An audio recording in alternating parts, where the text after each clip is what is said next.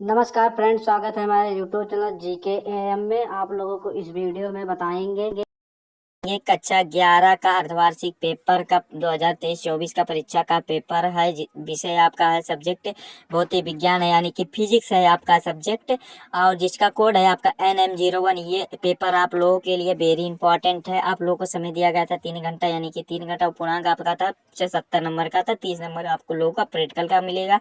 तो चलिए बिना देरी के शुरू करते हैं अपना। इसमें देखिए 20 MCQ पूछा गया है, तो 20 MCQ का आप लोगों को संपूर्ण हल के साथ इस वीडियो में बताएंगे एंड समझाएंगे सभी प्रश्नों का हल। देखिए खंड आ वनस्पति, यहाँ पर MCQ प्रश्न से हमारा स्टार्ट होता है। तो देखिए इस खंड में प्रत्येक के 4 विकल्प दिए गए, सही विकल्प होमवर्क शीट पर पत्र किए गए जाएंगे। तो होमवर्क शीट अगर आप लोग को परीक्षाओं में नहीं दिया गया तो चलिए कोई बात नहीं, आप लोगों के विद्यालय के अनुसार दिया जाएगा और नहीं दिया जाएगा। देखिए हमारा पहला क्वेश्चन यहाँ पर है, निम्नलिखित में से व्युत्पन्न मात्रक है, यानी कि उल्टा मात्रक किसका होता है? तो इसका जो सही आंसर होगा न्यूटन का होता है। सा वाला हमारा राइट आंसर हो गया। ठीक, और फिर अगला क्वेश्चन हमारा देखिए क्या है कि 1 नैनोमीटर तुल्य होता है, यानी कि 1 नैनोमीटर तुल्य बराबर क्या होता है? तो देखिए 1 नैनोमीटर तुल्य बराबर क्या होता है, देखिए आप लोगों को बता दें 10⁻⁹ मीटर होता है। तो देखिए इसमें ऑप्शन हमारा कहीं पर नहीं दिखाई दे रहा है, तो आप लोग ये दावा वाला पे लगा सकते हैं, यानी कि सेंटीमीटर पे ये वाला सही कर सकते हैं। आप लोग अगर कहीं पर भी पढ़े होंगे तो 1 नैनोमीटर तुल्य बराबर 10⁻⁹ मीटर होता है। कितना होता है? मीटर होता है। तो ऑप्शन में कहीं नहीं दिया गया है, तो आप लोग दा पे लगा दीजिएगा। ठीक, फिर अगला क्वेश्चन देखिए क्या अगला क्वेश्चन हमारा है, एक गतिमान वस्तु द्वारा तय किए गए दूरी के समय के वर्ग के अनुक्रमानुपाती होता। तो वस्तु का क्या होगा? तो वस्तु का त्वरण क्या होगा? तो शून्य हो जाएगा, जाहिर सी बात है, वस्तु शून्य हो जाएगा। सा वाला हमारा राइट आंसर होगा। ठीक, फिर अगला क्वेश्चन देखिए क्या है कि वेग तथा चाल का मात्रक वेग तथा चाल का मात्रक क्या होता है? तो मीटर प्रति सेकंड स्क्वायर होता है, यानी कि सा वाला हमारा राइट आंसर होगा। 4 नंबर का सा वाला हमारा राइट आंसर होगा। ठीक, फिर अगला क्वेश्चन देख क्या है, देखिए कि एक पिंड को पृथ्वी से ऊपर की और यानी कि तरफ 100 मीटर प्रति सेकंड की वेग के फेंका जाता है, तो वापस पृथ्वी पर पहुंचने में समय लगेगा, यानी कि लगभग में बताना है। तो लगभग में हमारा जो सही आंसर हो जाएगा 20 सेकंड लगेगा, यानी कि हमारा ये वाला हमारा राइट आंसर होगा। कौन सा? बा वाला हमारा राइट आंसर होगा। ठीक, फिर अगला क्वेश्चन क्या है कि निम्नलिखित में से अदिश राशि है। तो अदिश राशि क्या होती है? देखिए ये सब जो तीनों द्रव्यमान जो होता है सदिश राशि है, दाब भी सदिश राशि है, वेग भी सदिश राशि है, कार्य जो होता है वो अदिश राशि है, वर्क जो होता है ये अदिश राशि है, वेक्टर है। ठीक, यानी कि हमारा देखिए कौन सा बा वाला हमारा राइट आंसर होगा। ठीक, फिर अगला क्वेश्चन क्या है, देखिए यदि कोई वस्तु पृथ्वी की ओर मुक्त रूप से गिरती है, यानी कि स्वतंत्र रूप से गिरती है, तो वस्तु की गति होगी, यानी कि वस्तु की गति क्या हो जाएगी? तो देखिए वस्तु की गति क्या हो जाएगी? तो वस्तु की गति हो जाएगी द्विविमीय हो जाएगी, यानी कि दो विमीय। दोनों तरफ में पता नहीं है कि किस पर वस्तु गिर सकता है, यानी कि ये कोई मतलब पता नहीं है किस पर गिर सकता है, दो विमियों पे लगा सकते हैं। बा वाला हमारा राइट आंसर है। ठीक, और एक बार आप लोग इसको देख लीजिएगा जरूर। 7 वाला क्वेश्चन का आप लोग कमेंट कर दीजिए हमें हमें वैसे तो बा वाला राइट आंसर है। ठीक, फिर अगला क्वेश्चन है कि यदि यदि यदि ए वेक्टर प्लस बी वेक्टर बराबर ए वेक्टर माइनस बी हो, तो सदिश ए तथा बी के बीच के कोणों का मान क्या होगा? तो इसका जो सही आंसर होगा क्या होगा? कोणों का मान क्या होगा? तो इसका ये वाला भी कमेंट करके आप लोग बता दीजिए। वैसे तो इसका जो सही आंसर होगा 180 अंश होगा या शून्य होगा। ठीक, एक बार ये वाला भी देख लीजिए, कमेंट करके जरूर बताइएगा। आप लोग कमेंट करके बताइएगा। देखिए अगला क्वेश्चन हमारा है कि किलोवाट घंटा घंटा घंटा मात्रक है, यानी कि किलोवाट घंटा किसका मात्रक है? ऊर्जा का मात्रक है, यानी कि एनर्जी का मात्रक है। बा वाला हमारा राइट आंसर होगा। फिर अगला क्वेश्चन है, किसी वस्तु पर एक नियत बल लगने पर से वस्तु की गति होती है, तो वस्तु की गति क्या हो जाती है? तो एक समान वेग से हो जाती है, यानी कि आ वाला हमारा राइट आंसर है। ठीक, फिर अगला क्वेश्चन है, यम द्रव्यमान एक पिंड आर त्रिज्या के वृत्त पर एक समान चाल v से घूम रहा है, तो पिंड के अभिकेंद्रीय बल बराबर क्या होगा? अब केंद्रीय बल है तो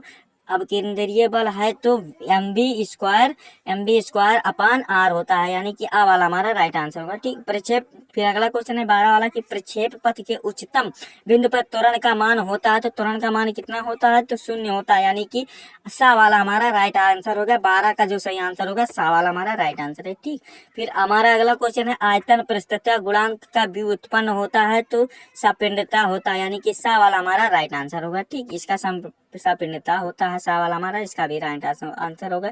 फिर अगला क्वेश्चन देखिए क्या है कि एक तार से भार mg लटकने पर तार की लंबाई तार की लंबाई यानी कि तक्का की नहीं है, तार की लंबाई में वृद्धि हो जाती है। इस प्रक्रिया में किया गया कार्य क्या होगा? इस प्रक्रिया में किया गया कार्य क्या होगा?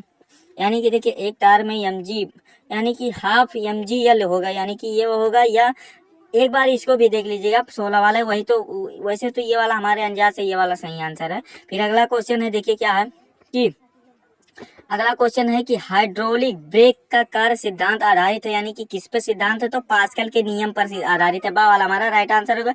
फिर अगला क्वेश्चन है कि पृष्ठ तनाव का बीमीय सूत्र होता है। पृष्ठ तनाव का बीमीय सूत्र क्या होता है? तो पृष्ठ तनाव का बीमीय सूत्र जाहिर सी बात है कि MLT स्क्वायर होता है, MLT माइनस स्क्वायर भी होता है MLT, यानी कि आ वाला हमारा राइट आंसर होगा। ठीक, फिर हमारा अगला क्वेश्चन है किसी क्षण का उष्मा चालकता गुणांक निर्भर करता है, यानी कि किस पर निर्भर करता है?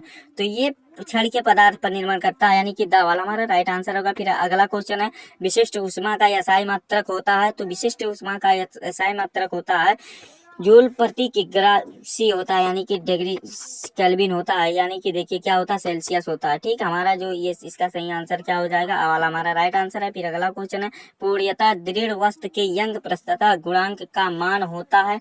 तो यंग प्रस्तुतता का मान क्या होता है? तो इसका जो सही आंसर हो जाएगा हमारा सा वाला हमारा राइट आंसर होगा। एक होता है या एक से अधिक होता है, यानी कि हमारा ये वाला सही आंसर है। ठीक, एक सही है। फिर अगला क्वेश्चन है किसी गैस पर कृत कार्य सर्वाधिक है। तो क्या होता है? समतापी प्रक्रम होता है, सॉरी समदाबी प्रक्रम में होता है, समदाबीय प्रक्रम में होता है। बावाला हमारा राइट आंसर होगा। इस प्रकार से आप लोगों को यहाँ पर 20 MCQ को बता दिए एंड समझा दिए हैं। आशा करते हैं यहाँ तक आप लोग को अच्छे तरीके से समझ में आया होगा। चलिए बिना देरी के खंड बा से वर्णनात्मक प्रश्न की ओर बढ़ते हैं। यहाँ पर आप लोग को इसका आंसर लिखना होगा। एक एक नंबर से सभी क्वेश्चन पूछा गया है। आप लोगों का लगभग 6 क्वेश्चन होगा। पहला क्वेश्चन देख लेते हैं। सेक यानी कि सेक की बात कर रहा है। Sec sine cos tan cot sec cosec, यानी कि सेक किस राज का मात्रक है? तो टाइम यानी कि समय का मात्रक है। ठीक, वैसे समय का मात्रक होता है। ठीक, किसका मात्रक है? टाइम का मात्रक है, समय का मात्रक सेक होता है। ठीक, फिर अगला क्वेश्चन क्या है देखिए कि 1 मीटर में कितने प्रतिवर्ष वर्ष होते हैं, यानी कि 1 मीटर में कितने प्रतिवर्ष होते हैं? तो इसको आप लोग को बता देते हैं कि 19.46 गुणे 10 पे पावर माइनस कितना होता है? 16 होता है, प्रतिवर्ष होता है। ये हमारा राइट आंसर होगा। ठीक, फिर अगला क्वेश्चन है ऋणात्मक त्वरण से आप क्या तात्पर्य है? तो ऋणात्मक त्वरण की बात कर रहा है। और देखिए ऋणात्मक त्वरण को हम क्या कह सकते हैं? ऋणात्मक त्वरण को मंद त्वरण भी कहते हैं। क्या कहते हैं? मंद त्वरण भी कहते हैं। तो आप लोग यहाँ पर कंफ्यूज मत होइएगा। तो इसका परिभाषा लिख दीजिएगा कि जब निकाय के त्वरण के वेग की विपरीत दिशा में होती है तो मंद त्वरण कहलाता है। बस क्या लिखिएगा कि जब निकाय की त्वरण वेग की विपरीत दिशा में होती है तो ऋणात्मक त्वरण या मंद त्वरण कहते हैं। ठीक, हमारा ये 1 नंबर यहाँ से कंप्लीट होता है। फिर अगला क्वेश्चन क्या पूछा है कि भंज प्रतिबल से क्या समझते हैं? भंज प्रतिबल से आप क्या समझते हैं? तो चलिए भंज प्रतिबल में लिख दीजिएगा कि वह अधिकतम बल का मान जिसको कोई पदार्थ किसी वस्तु पर लगने से वह उसे सहन न कर पाए और टूट जाए तो प्रतिबल को भंज प्रतिबल कहते हैं। बस इतना ही लिख दीजिएगा। और फिर अगला हमारा है धारा रेखीय प्रवाह से आप क्या समझते हैं? धारा रेखीय प्रवाह से आप क्या समझते हैं? तो धारा व रेखीय प्रवाह में क्या होता है कि वह बिंद पर उस हब का कोई भी कहा ठीक उसी मार्ग का अनुसरण करता है जिस कार्य पर वह द्रव के उसके पहले वाला कहा गुजरा चुका है, जिसे क्या कहते हैं?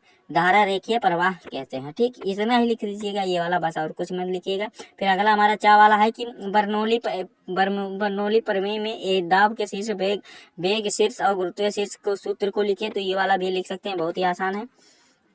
फिर अगला क्वेश्चन देखिए क्या क्या आसान क्वेश्चन पूछा गया है कि आर्किमिडीज का सिद्धांत लिखिए।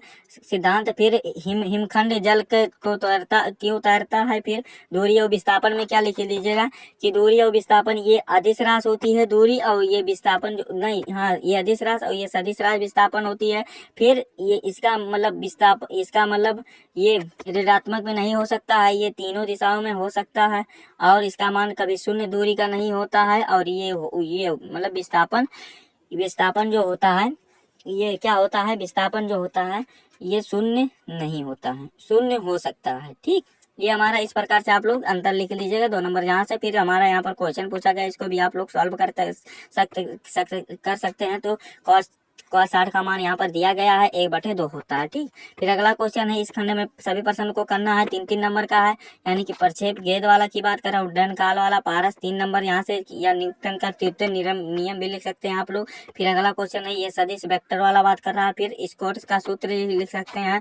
फिर अगला अनुक्रमणीय प्रक्रम क्या होता है, उदाहरण से स्पष्ट, ये 3-3 नंबर का सभी क्वेश्चन है। फिर यहाँ पर आप लोगों के लिए क्वेश्चन भी पूछा गया है, एक न्यूमेरिकल भी पूछ लिया गया है ऑफर के लिए। फिर देखिए अगला क्वेश्चन यहाँ पर एक यहाँ पर न्यूमेरिकल यहाँ पर भी पूछा गया, अथवा करके भी दिया गया 3-3 नंबर में, तो ये वाला भी आप लोग कर सकते हैं। ठीक, जो आपको समझ में आएगा कर लीजिएगा, आप लोगों को समझा दे रहे हैं, बता दे रहे हैं। ठीक, फिर आप लोग इस खंड में सभी प्रश्न को करना, 5 नंबर का बहुत ही तगड़ा ये क्वेश्चन है, गैस में ध्वनि की, देखिए थोड़ा जूम करके बताते हैं आप लोगों को कि गैस में ध्वनि की चाल के प्रभावित करने वाले विभिन्न कारकों को लिखिए और ध्वनि की चाल के ताप को वृद्धि क्या प्रभाव पड़ता है, आवश्यक सूत्र का निगमन कीजिए, यानी कि सिद्ध करना। 5 नंबर अथवा करके दिया गया है कि अंतरा परमाणु बल नियतांक के लिए सूत्र स्थापित कीजिए, 5 नंबर यहाँ से पा सकते हैं। और फिर बर्नौली प्रमेय का उल्लेख कीजिए और उसको सिद्ध कीजिए, 5 नंबर यहाँ से पा सकते हैं। अगर आप अथवा करके इसमें दिया गया कि एक क्षण के द्रव्यमान केंद्र का व्यंजक प्राप्त कीजिए, तो अथवा करके सभी दिए गए हैं, देखिए यहाँ पर दिए गए हैं। फिर इसको भी अथवा करके ऑफर आप लोगों के लिए हर बार रहेगा, जितने भी बड़े बड़े क्वेश्चन आएंगे, यानी कि क्या आएगा, मतलब क्वेश्चन जो 5-5 नंबर का आएगा, 6-6 नंबर का ऑफर आएगा, तो इस प्रकार से ये वाला वेग समय ग्राफ को गतिशील वस्तुओं के विस्थापन और दूरी उदाहरण सहित याद कीजिए, तो आप लोग कर सकते हैं ये वाला भी। तो ये पेपर में इतना ही था, आप लोग को ये पेपर बहुत इंपॉर्टेंट है। आप लोगों को वीडियो कैसा लगा है कमेंट करके जरूर बताइएगा। अगर आप हमारे चैनल पर नए हैं तो चैनल को सब्सक्राइब कर दीजिएगा, बेल आइकन को भी दबा दीजिएगा, और इस वीडियो को सभी कक्षा 11 के सभी स्टूडेंट के पास शेयर जरूर कीजिएगा, ताकि वो भी जानकारी को प्राप्त कर सके और समझ सके। और आप लोगों को मिलते हैं नेक्स्ट वीडियो में नेक्स्ट टॉपिक के साथ, तब तक के लिए जय हिंद, जय भारत, वंदे मातरम।